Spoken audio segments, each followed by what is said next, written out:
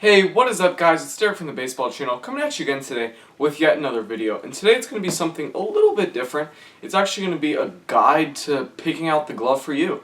So, I know if you're going into the market, it can be a little bit intimidating if you don't already know what you're looking for. You have sizes from 11 inch to 14 inch, and where to begin can be difficult. You got Rawlings, Wilson, Academa, Nakona, Nike, Under Armour now. There are 1,000 choices, it seems like. There actually probably are. And where to begin can be a little hard. So the first thing you need to know is what position you want the glove for and how much money you're willing to spend. I'll start with middle infield because I know the most about the middle infield. That's where I play. I have a lot of middle infield gloves, and I've had experience with a lot of middle infield gloves. So basically what you're going to be looking for at the smallest 11 inch, I think. I mean, really you can use this as small of a glove as you can use and still catch the ball. I think 11 inch is kind of about as small as I could personally get. I mean, 11 and a quarter for me is small, and that's what I use, and that's kind of like right on that edge. You kind of want to use the smallest thing you're comfortable with, and that's because you want to be able to get the ball in and out, especially at second base. Shortstop you can get a little bit bigger, but second base you really want something small. So I'd say as small as you're comfortable with, which will probably be 11 inches, up to at most 11 3/4. There are a lot of big league guys that are 11 3/4. So my older guys, my bigger guys, 11 3/4 is fine. But if you're small, like if you're a 10-year-old looking to play middle infield, I recommend 11 1/4, maybe 11 1/2, depending on the glove, the brand, whatever. So about that, Rawlings tends to be bigger. They're just more flat, so the glove feels bigger, and Wilson tends to play a little smaller. So 11 1/2 Wilson is closer to 11 1/4 Rawlings. That's not true with every glove they make for both brands, but a lot of times that's the case. So you really want to try on the glove, or at least the pattern in the store. Alright, so, and then the next thing you have to worry about is webs. So you got single post, if you can see that. This is what Rawlings calls the I web, Wilson calls it the H web. Basically everybody calls it an I web because it looks like an I. So single post is a little bit longer. It's a little makes the glove a little bigger, pocket a little deeper. The most popular web is this I web. There's also an H web, which I do not have. I really like it though. The Pro Preferred I just made a video on like a month ago.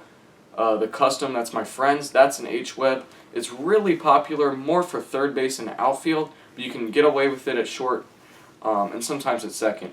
So the single post, I think Jose Altuve uses. He also has an I web. I think Carlos Correa just started using it too. The I web's more common. It makes the glove feel a little smaller. The pocket stays shallow.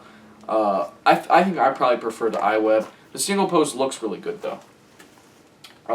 So I web, up the middle, or across, or H. Those are your main options. And then you also have a trapeze, which I think J.J. Hardy's the main one that uses that, and I don't really like it, mainly because I don't think it looks good. It performs okay. I'm just not a huge fan of it. A lot of guys use it. A lot of like younger kids love it and use it a lot, so it's really common there. But for me personally, I think 11 1/4, 11 1/2 I web is the way to go. Now third base, I'd say 11 3/4 is your starting place, and I'm more going off of myself for like high schoolers. So you probably want to tone it down a little bit if you're 9 or 10 or something like that. If it's not proportionate, it's not going to work. You can figure it out. It's not too complicated. Smaller up the middle. Third base, you want to be a little bit bigger. I'd say maybe 1/2 inch bigger than what you'd use in the middle, maybe 1/4 inch. I'd say anywhere from, you can use an 11 1/2, 11 1/4, you're getting real small. You can make it work though. I'd say 11 3/4 up to 12 1/4. 12 1/4 is getting big. So like Chris Bryant uses a 12 1/4. Most guys I'd say are probably around a 12 at the adult level. High school you're probably looking at 11 3/4 is the best, but a lot of people just use a 1786, which is an 11 1/2 from Wilson. So, really, you can use a lot, but I'd say 11 3/4 is really the perfect spot for you. Now, outfield, you really want a big glove. You want to cover a lot of ground because you don't have to worry about getting the ball out. So this is a KP92, so it's a 12.5. I'd say outfield you want anywhere from 12.5 all the way up to like 14. I know a couple people that use a 14. That's probably a little big. Probably more like a 13, 13.5 are about as big as you want to go. But this is a regular trapeze. I don't really recommend it. The pocket doesn't really get deep enough. I recommend either an H-web, like a Rawlings Pro 303 is really common, really popular. Wilson 1799. These are just patterns. I definitely recommend the H-web though. It makes a deep pocket, and if not that, then you can get a trapeze, not like this, more of a 6-finger where it's connected to the pocket. Those also get deep. I think it's the Wilson OT6 is theirs. I'm not sure what the Rawlings pattern for that is, but again, outfield you want a big glove, and then I'd say pitching probably anywhere from 11.75 to 12.25 maybe. Basically with pitching, you want a glove that's going to hide the ball so you don't tip your pitch. Obviously at a younger level, just use your infield glove, use your outfield glove, use whatever you have except for first base and a catcher's mitt, because it doesn't matter. You generally, for pitcher, you can't use white or gray in some leagues, so get a glove that's not too flashy, doesn't show the ball. Trapeze web's really common. A 2-piece web is really common. Pitchers get creative a lot of times with their web.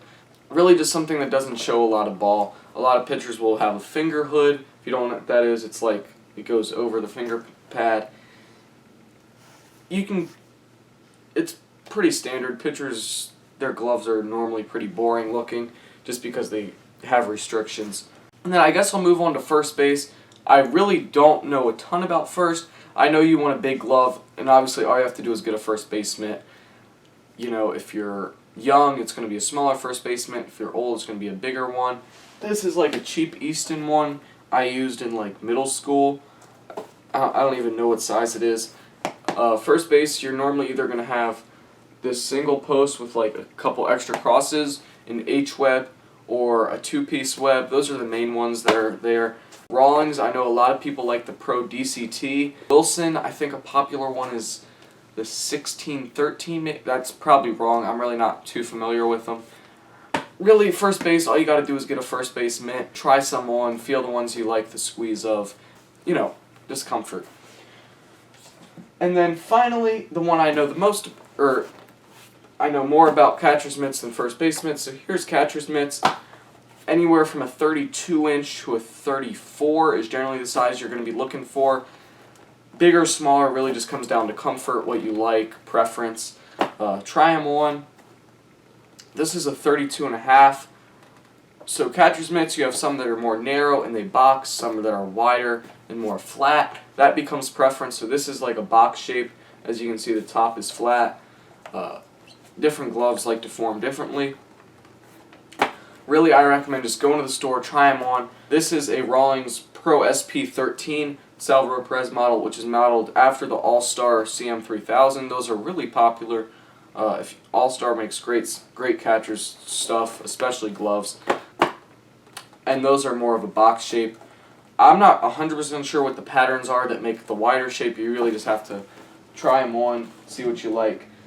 And yeah, so that's mainly the rundown for sizes and what glove you want to be looking for. Basically, up the middle, you want it smaller because you're focused on getting the ball out of your glove quick. Third base, you still want to be able to get the ball out, but you have more time. So you want a bigger glove just to get the ball. Outfield, obviously, who cares when you get the ball out? You just need to get it in the glove so you can go big. First base, obviously, you want to be a picking machine, so it's big and flat and wide.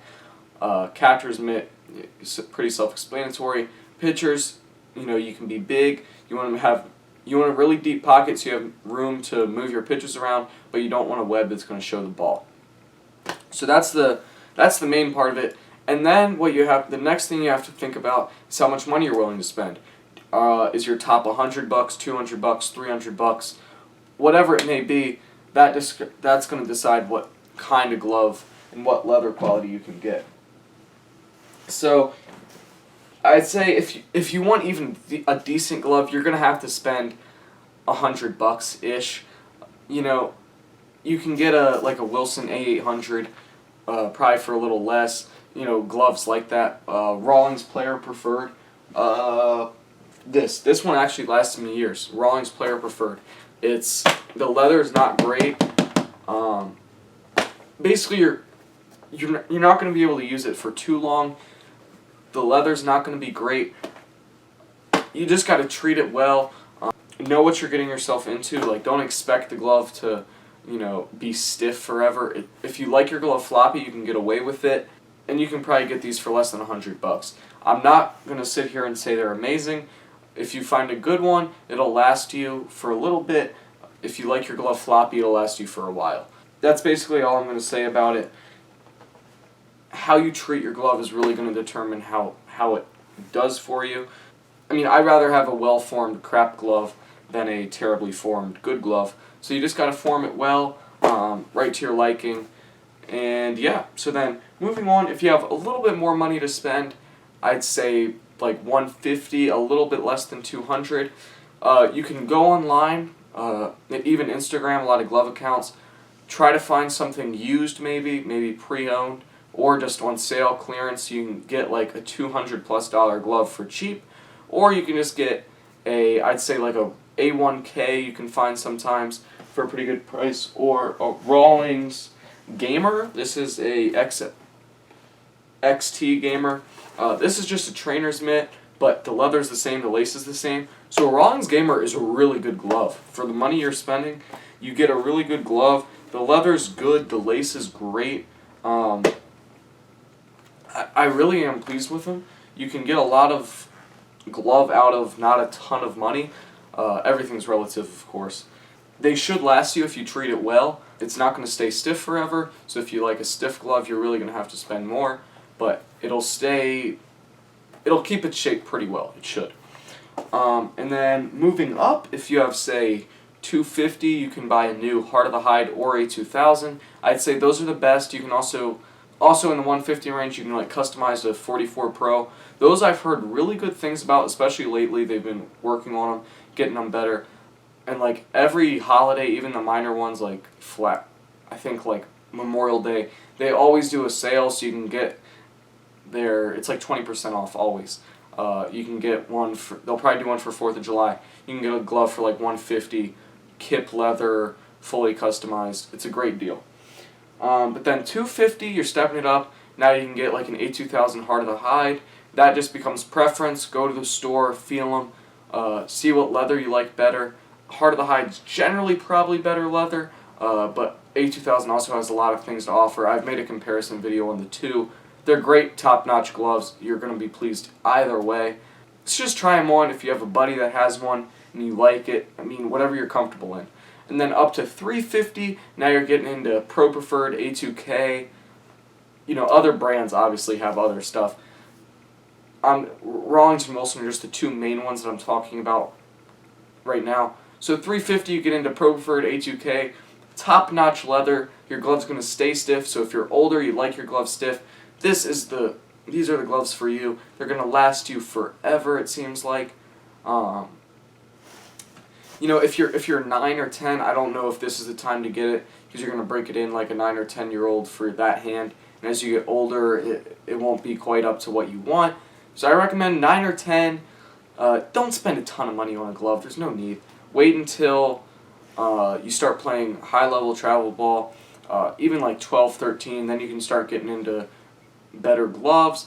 And then I think by the time you're in high school, especially varsity level high school, you really want a glove that's going to last you, A2000 Heart of the Hide level. Just invest in your craft. I think it's really underrated. A lot of people spend on bats and not gloves. Once you use a good glove, you won't go back. So I recommend, as you get older, as you're playing higher level baseball, to invest in a glove. You're really going to like it. I'll make a video on how to care for it. Just treat it like your baby, and it's going to last. The more money you have, the higher quality glove you're going to get. Just make sure you get a glove that's the right size. And then every size in their brands has different patterns and different little things. For Infield, Rawlings has Pro 200 and NPs.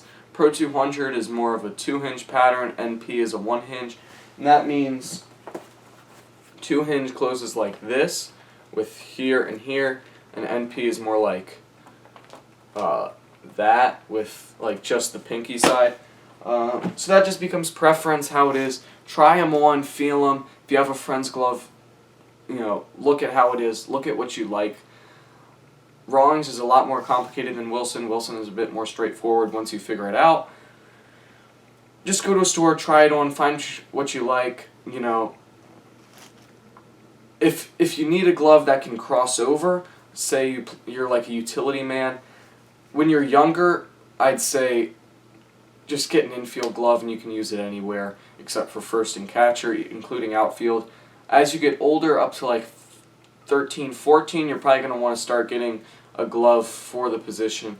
Like shortstop and third base, second base, you can all probably use one glove. Probably like 11 3/4 I'd say is good, 11 1/2 probably even better. But if you play outfield and infield, you're definitely going to want to get two gloves. Pitcher, you can use whatever glove you have. So that's what I'd say with that. As you get older, you're going to get more gloves and you're going to get higher quality gloves. Not everybody. I mean, I play with guys that have, you know, pieces of pleather on their hand and they make the plays. It's really just what you're comfortable with. I recommend investing in a good glove, but obviously I'm in love with gloves. I'm kind of obsessed with them. So that's just my opinion. Get what you like, get what you're comfortable with. At the end of the day, that's what matters for you. I recommend small in the infield, big in the outfield.